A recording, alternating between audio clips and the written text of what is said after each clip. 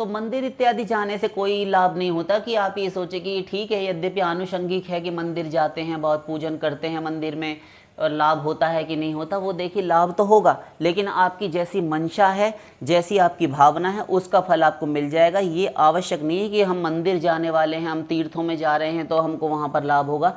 मंदिर जाने से कोई बात नहीं होती, मूर्ति वूर्ति में कुछ बात नहीं है।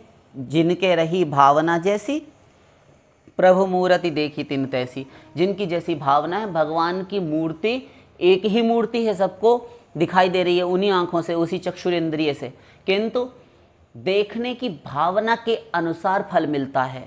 ये संसार में देखिए सबकी आंखें एक सा ही देखती हैं। अगर एक व्यक्ति को हरा दिखाई दे रहा है तो दूसरे को भी हरा ही दिखाई देगा, बशर्ते कि वो हरा होना चाहिए। और काला है तो सबको काला दिखाई देगा।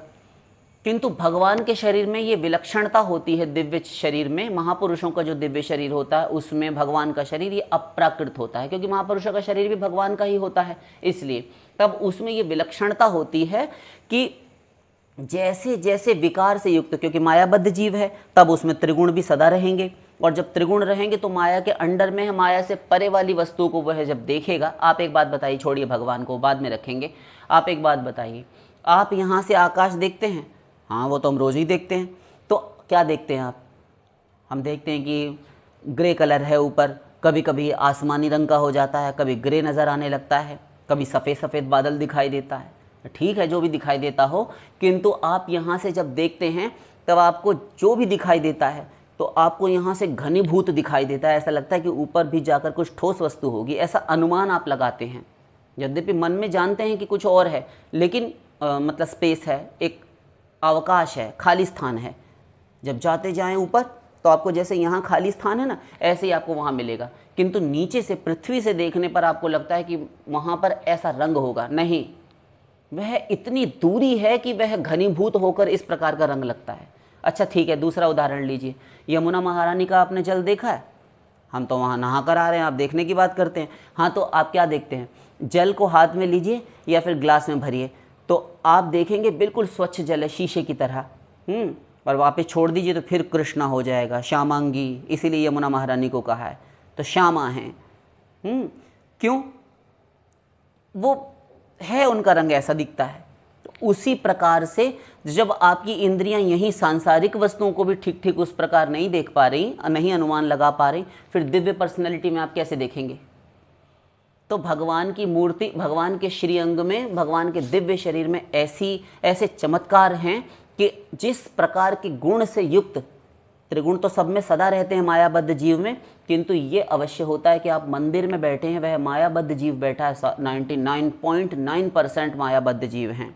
तो वह कैसा भी है, किंतु धार्मिक हो, सात्विक हो, राजस हो, तामस हो, किंतु कभी कभी एक गुण का बाहुल्य हो जाता है, इसकी प्रधानता होती है। सात्विक गुण है, कई बार मंदिर में बैठ के उसको राजसी गुण आ जाता है। तो बैठा है मंदिर में, पंडित जी आरती कर रहे हैं, और घर से जब चला था दर्शन के लिए तो सोच रहा था कि आज श्रीमती जी अथवा हमारी माता जी मटर पनीर बना रही हैं, राजमा छोले बना रही हैं, या फिर जो भी कुछ बना रही हैं, तो उसका ध्यान खाने में लगा कि जल्दी से चलें, अब 8:30 होने वाला है, डिनर करेंगे, क्या सुंदर सब्जी बन रही थी।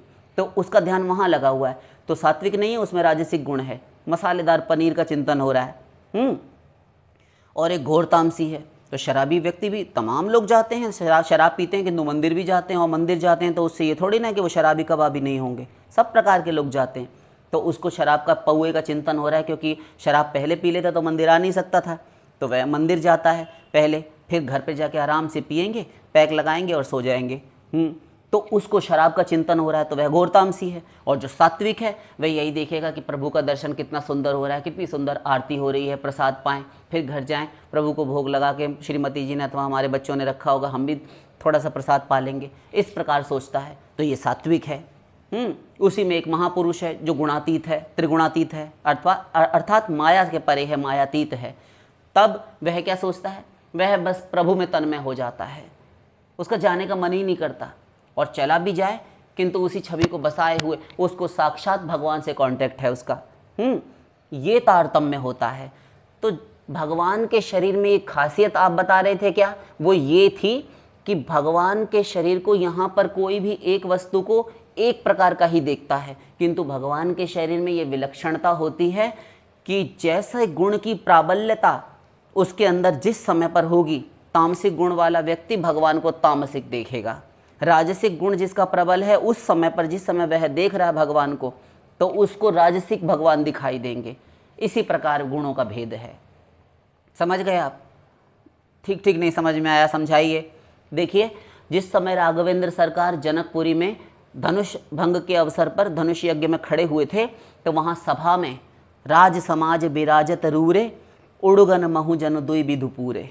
राज समाज में श्री राम लक्ष्मण ऐसे सुंदर सुशोभित होते हैं जैसे कि आकाश में जैसे दो पूर्ण खिले हुए पूर्णिमा के विकसित चंद्र हों, दो चंद्रमा खिले हुए हों, गोस्वामी जी कहते हैं।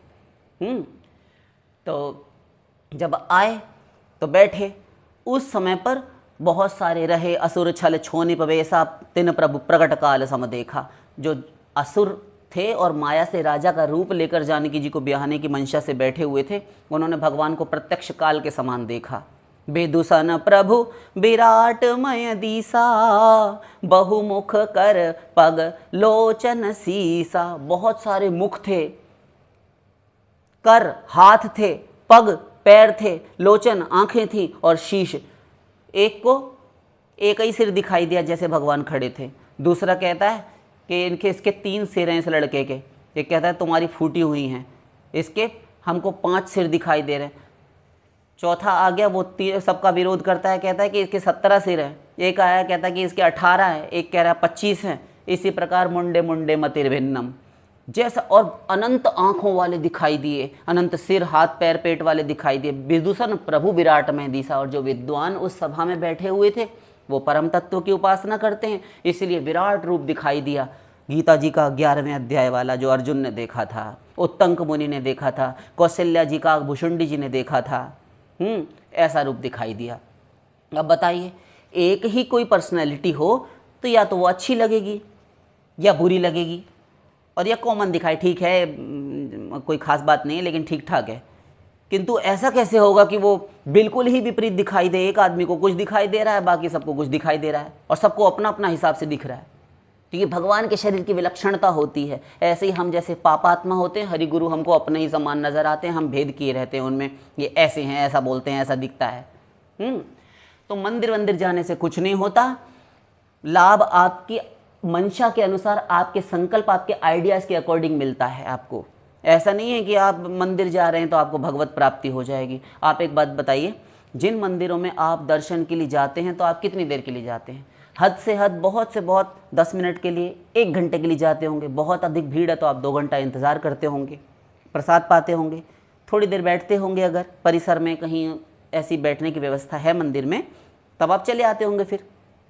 हाँ, फिर किंतु वो जो मंदिर के पंडे पुजारी महंत आदि हैं, वो तो दिन रात वहीं रहते हैं, उसके व्यवस्थापक हैं, संचालक हैं, कार्यकर्ता हैं, जितने भी हैं, तो वो सब तो वहीं रहते हैं। और जो गर्भगृह में मेन प्रधान जो मंदिर है, भीतर जो पर्दा पट लगता है, तो वहाँ तो साक्षात भगवान से कांटेक्ट में रहते हैं, मूर्ति के, चाहे बिहारी जी के हों फिर कहीं के भी हों। वैसे तो भगवान मूर्ति रूप में ही दिखाई दे रहे ना, बिहारी जी भी, बड़े से बड़ा मंदिर हो, चाहे जगन्नाथ जी हों।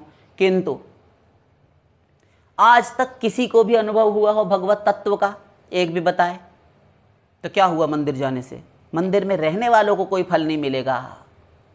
ऐसे सदा अतृप्ति रहेंगे, मन में विकार भरे हुए हैं, काम क्रोध लोभ मोह मद मात्सर्य ईर्ष्या राग द्वेष पाखंड अमर्ष इत्यादि, और हम भगवान का फल प्राप्त कर लेंगे मंदिर जाने मात्र से? असंभव। एक बात बताइए, पूछिए, मछली होती है ना, हाँ, तो मछली कभी भी अतृप्त नहीं रहती जल में। हाँ, नहीं रहती। उसको जल भी सदा मिलता रहता है, उसको भीतर ऑक्सीजन भी मिलता है क्योंकि घुलनशील है ऑक्सीजन, तो वह पाती रहती है। और साथ साथ अपनी खाद्य सामग्री समुद्र में, गंगा में, उस छोटी सी मछली के लिए पर्याप्त मात्रा में, प्रचुर मात्रा में उपलब्ध है। कोई मछली भूख से नहीं मरती। हाँ, ये बात तो सही है, सही है ना? तो फिर देखिए, फिर भी कितनी दुर्दशा होती है उस मछली की। ये ऊपर नाविक है, एक नाव पर बैठा हुआ है, उसने एक कांटा, उसके अंदर छोटा सा मांस का टुकड़ा फंसाया और उसने फेंका। ध्यान दीजिए एक एक शब्द पर। जब उसने फेंका तो मछली उसकी गंध मात्र से रस ग्रहण करने के लिए आ जाती है। और उस मांस के छोटे से टुकड़े को, यद्यपि वह जानती है मूर्ख कि मुझे यहाँ पर पर्याप्त मात्रा में सब उपलब्ध है, किंतु उस मांस के टुकड़े के प्रलोभन में आकर वह उसको निगलने चलती है और कांटा उसके मुख में फंस जाता है और वह नाविक उसको खींच लेता है, मछली का शिकार करके नाव में रख लेता है और ले जाता, मर जाती है। इसी प्रकार से ये जीव प्रलोभन में आके मरा और ये माया इसको इसी प्रकार प्रलोभन देती है। ये मछली का उदाहरण जिसने समझ लिया कभी माया में प्रलोभनों में नहीं फंस सकता। ऐसे ही जल बिच मीन पियासी, सुनी सुनी मोहि आवत हासी। गोस्वामी जी कहते हैं जल में रहकर मछली प्यासी बनी हुई है, ये सुनकर और देखकर मुझे हंसी आती है। आनंद सिंधु मध्य तव बासा, बिनु जाने कत मरसी पियासा। आनंद सिंधु के मध्य में तेरा निरंतर वास है जीव, तू स्वयं आनंद स्वरूप है और परमानंद स्वरूप उस ईश्वर का अंश है। अपने आप को पहचान, तू महाचैतन्य का अंश है, किंतु तू अपने आप को जन्मने मरने वाला समझता है और तू बंधन में फंसा हुआ है और तू प्यासा मर रहा है, जबकि तू स्वयं आनंद स्वरूप है। और इन जड़ नश्वर विनाशशील भौतिक जगत के प्रापंचिक दुखों से युक्त इन भोगों से सुखी होने का, अपने आप को सुखी करने का प्रयत्न करता रहता है। तो आ गया समझ में? जब तक हम स्वयं को जन्मने मरने वाला मानकर और अपना स्वरूप बिसराकर इस संसार में भटकते रहेंगे, हम चाहे मंदिर चले जाएं, कहीं चले जाएं, हमें कोई फल नहीं मिलेगा, सब 0/100, क्योंकि दोष हमारे अंदर भरे हैं। भगवान का हमें दर्शन वैसा होगा ही नहीं जैसा होना चाहिए। तो मंदिर जाने से कोई काम नहीं बनता, जैसी हमारी भावना है वैसा फल मिलता है। शेष फिर